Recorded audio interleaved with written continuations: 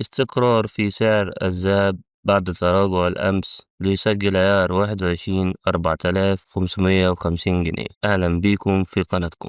النهاردة هنتكلم عن أسعار الذهب في مصر يوم السبت 16 أغسطس 2025 بعد التراجع اللي حصل امبارح. تابعوا معانا الفيديو للآخر علشان تعرفوا تفاصيل الأسعار الجديدة وكمان التطورات الكبيرة اللي بتحصل في صناعة الذهب داخل مصر. ما تنسوش تعملوا لايك وتشتركوا في القناة عشان يوصل لكم كل جديد من فيديوهاتنا. نبدأ على بركة الله. عيار 24 سجل 5200 جنيه. عيار 21 سجل 4550 جنيه. عيار 18 سجل 3900 جنيه. الجنيه الذهب سجل 36400 جنيه.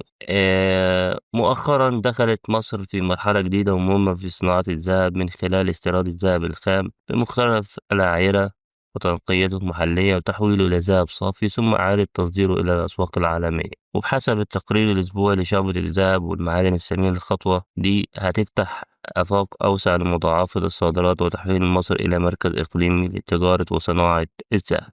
ودي كانت آخر تطورات أسعار الذهب في مصر والعالم. وقلنا في الكومنتات توقعاتنا هل ممكن نشوف ارتفاع جديد قريب. ما تنسوش تدعمونا بلايك واشتراك في القناة علشان نوصلكم كل الأخبار الاقتصادية وأسعار الذهب لحظة بلحظة. أشوفكم على خير في فيديو جديد. سلام عليكم.